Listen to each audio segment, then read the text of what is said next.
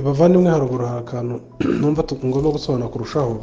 Ibyaha byacu yabyikoreye mu mubiri we. Imana yadutoranyije muri we itararemwa, ntabwo rero yadutoranya muri we atariho.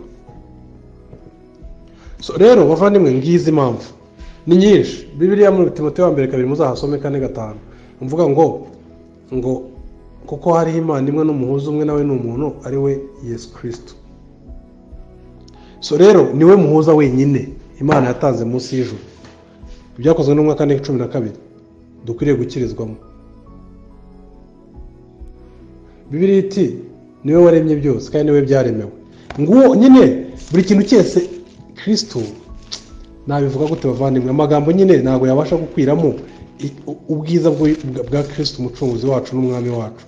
Nyine ubundi umutima w'umuntu wamutse ubashe kumva no gushyikira ubujyakuzimu n'uburebure bw'ibyo Kristo yakoze, ariko si ibyo gusa, n'uwo ari we.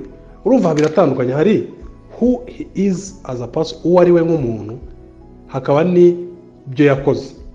Ariko utarajya no kwibaza iyo wumvisha agaciro ke nk'umuntu birakorohera. Izi mpaka zo ngo ariko ubwo Yesu ngo yatanga ubugingo buhoraho ngo utabukoreye, ubiterwa no kutamumenya. None se wamenya ko yagutoranyije isi itararemwa, akakugena ko igihe kizagera ukizera ubuntu bw'Imana, Yesu Kristo wapfuye ku musaraba akazuka, ukabarwaho gukiranuka, hanyuma mumbwire, hanyuma ukagira ikibazo cy'uko ngo atabasha gutanga ubugingo buhoraho? Kandi Bibiliya ivuga muri Yohana 10 ngo yifitemo ubugingo buhoraho, ngo arabutanga, ngo ubugingo bwe ntawe umugengaho. Ese Yesu Kristo mutekereza ko yatanga ubugingo buhoraho atabufite? Ni ngombwa ko ari Imana, agomba kuba ari Imana kugira ngo abashe gutanga ubugingo buhoraho. Yajyaga ababarira ibyaha abantu, kandi Bibiliya ivuga gute muri Mariko 3 ngo Imana yonyine niyo ibabarira ibyaha. Ni Imana yambaye umubiri, ngaka agaciro ke. Ariko si ibyo gusa, noneho agaciro ke none tukakabona mu byo akora, kuza kwemera ko umuhuza w'abantu n'Imana. Uvuko birivuga mu Bakolosayi igice cya mbere umurongo wa 14, niwe waducunguje amaraso ye ngo tubone kubabarirwa ibyaha byacu. Ngiyi impamvu yo kumukunda. Kristo akundwa gusa rega n'abantu bazutse bizeye. Abandi bose niyaje ngo aje gusenga, ndakubwira ngo niba usenga cyangwa ukumva ibi ngibi iby'Imana n'iki bikakubihira, ngo kubera ko tudahanura, ngo kubera ko tutakubeshya, ngo kubera ko tutakwizeza ko ejo uzazamuka ugasumba abandi. Ese ubundi umuntu avuga ngo Imana yaranzamuye yicaza n'ibikomangoma, ubwo bivuze iki? Yakuzamuye hejuru yandi? Cyangwa ngo yaraneturuye ngo barahonyora igahuhaho? Abantu bagiye bibwira ko bo n'Imana bafatanya gukombera ngo barwanye umuntu, ariko Imana ikavuga iti usabire umugisha umwanzi wawe, nasoza umugaburire, nagira inyota umuha amazi yo kunywa. Ubwo ibyo bihuriye Imana ikombera, ya Mana ngo barahonyora igahuhaho, ngo baragucigaca kanzu. Urabibona nyine, ubona abantu bafite amatiku noneho bakayakurura bakayinjizamo n'Imana. Ibyo bintu ugomba kubikora mu mutwe wawe.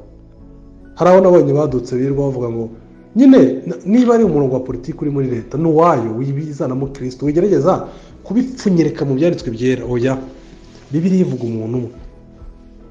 Nibyo Paul yavugaga mu byakozwe no mu gice cya 26 mu 22 ngo nta kindi navuze usibye ibyo Mose n'abahanuzi na za Zaburi byavuze. Bivuga ngo kuri Paulo we yarazi neza ko byose bivuga umuntu Yesu Kristo, kuza kwe, gupfa kwe, kuzuka kwe. Ubyizeye akamenya ko ari umushyitsi n'umwimukira mu isi, ariko ari wera n'umuziranenge 100%. K'ibyaha bye uwo nguwo wizeye Yesu Kristo, Imana yabihaniye mu mubiri wa Kristo. Kristo yari inzira y'umuziranenge, nta kinyoma cyabonetse mu kanwa ke, yareraga 100%. Niwe waduhesheje gucungurwa, waducunguje amaraso ye ngo tubone kubabarirwa ibyaha byacu.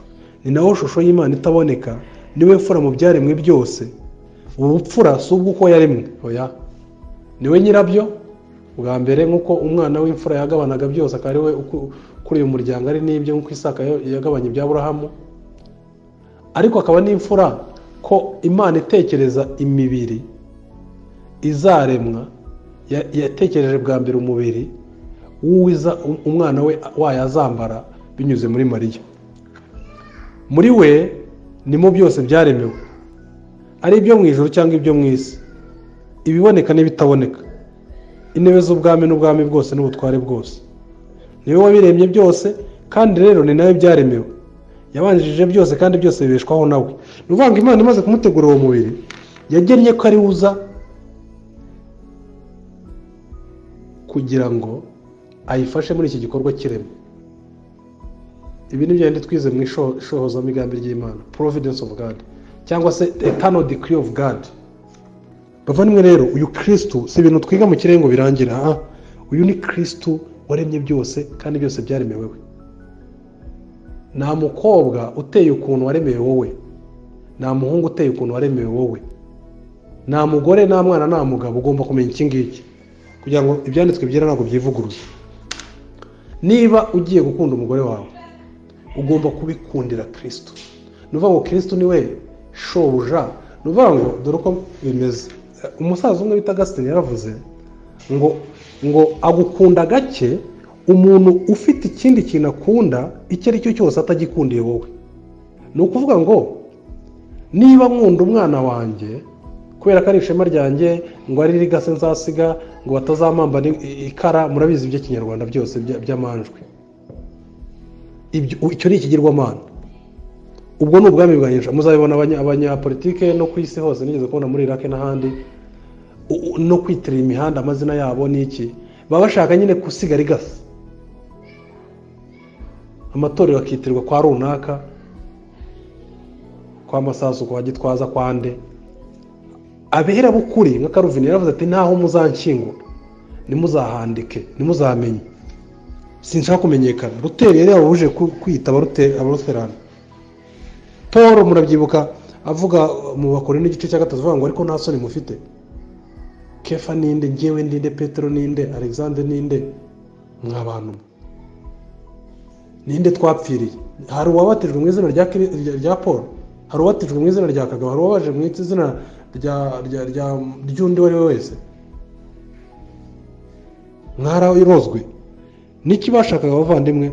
Ibyubahiro byose bibi bya Kristo. So icyo umugabo yavugaga, avuga ngo agukunda gacyo ufite ikindi akunda cyose. Niba ari umugore wawe ushaka kumukunda no kumwitaho, urebera kuri Hollywood movies, kuri filime z'abashinwa n'abakoreya, cyangwa urebera mu byanditswe byera. Ukurahe ko urukundo rugaragazwa n'indabyo, ukurahe ko urukundo rugaragazwa no kubura umuntu w'umugabo uvuga ngo noneho yanyica ninze madamu. Izo mvugo nyine zikwereka ko twamaze kwinjirwamo n'ibisigisigi bya kamere by'isi tuzengurutse. Wa musore, ushingira ku cyo uvuga ko ugomba gushaka ubwoko bwawe. Ngaho mbwira ukuntu ibyo ngibyo bikorera Yesu. Murabyumva bavandimwe? Yarabivuze muri Yohana, aravuga ngo unkunda azitondera amategeko yanjye. Ibi si ibintu biri mu kirere. Ubwo n'urundi ruhande tugiyeho. Ni iki kimbwira ko nkunda Kristo? Nuko nitondera amategeko ye. Ntabwo ari uko nyirana nayo niciragura hoya, nuko nyitondera. Ariko ibi biva he? Bibiliya ivuga aho biva. Mu Baheburayo igice cya 8 Bibiliya igaragaza ko abantu Imana izaha Kristo nk'umugeni we, nk'uko umuntu yihitiramo umugeni ko Imana yo yahitiyemo umwana wayo umugeni, iramuzanira iramushyira. Ivuga ko kimwe mu bigize iryo sezerano ari uko Imana abo bakijijwe izabaho umutima mushya. Uwo mutima ngo nicyo uzabyara. Haravuga ngo umurongo wa 10, kuko iri ni isezerano ariryo nzasezerana n'inzu ya Isirayeli. Aba ni Abisirayeli b'Imana nk'uko Magalata bivuga 6. Hanyuma y'iyo minsi niko Uwiteka avuga, nzashyira amategeko yanjye mu bwenge bwabo, nyandike mu mitima yabo, kandi nzaba Imana yabo, nabo bazaba ubwoko bwanjye. Ntibazigishanya umuntu ngo yigishe undi ibi n'ibi n'ibi. Noneho hepfo akavuga ngo bose bazamenya uhereye kohereje hanyuma y'abandi ukageza kukomeye uruta abandi. Ngo ibyo bavandimwe, nzandika mu mategeko yanjye mu mitima yabo. Iyo birivuga rero ngo unkunda, Kristo abivuga muri Yohana, azitondera amategeko yanjye. Ntabwo avuga ngo genda ubikora uzabona ijuru, oya. Ahubwo avuga ko muri mwebwe ibyo napfiriye mu byo nabashyikiriye mu migisha mu buryo bw'umwuka, nk'uko bivuga mu Efeso 1, harimo nuko Imana izakora igikorwa cyitwa kukeba ku mitima yanyu, cyangwa se kubagira icyaremwe gishya, cyangwa se kubazura. Abenshi babyitiranya no kubatizwa mu mazi menshi, oya.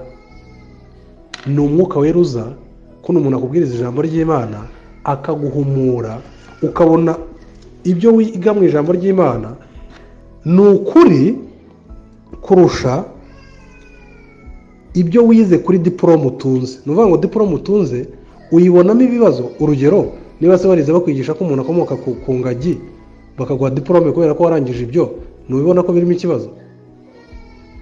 Wizeho hari igice cy'umubiri, abize ubuganga tujya tuvugana bakubwira ko ntacyo kimaze, nyuma bakaza gusanga ko kimaze, niwumva ko atari ukuri kuri objective, nyine si ikintu kitagirwaho impaka, ariko ukamenya neza udashidikanya ko uyu Kristo Imana ivuga mu ijambo ry'Imana waje hano ku isi akambara umubiri, akabaho nta cyaha agira, agapfa akazuka ku munsi wa gatatu, hanyuma umwizeye wese kwa gucyanuka Yesu yari afite, bya bindi yumviye byose Imana bikabarwa kuri uwo muntu, Imana ikakubara kuri uwera n'umuziranenge rimwe kugeza iteka ryose.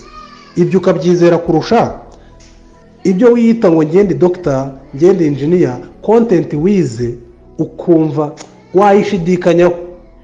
washidikanyaho ku babyeyi bawe, washidikanyaho kuri umunyarwanda kurusha ko washidikanya Yesu Kristo.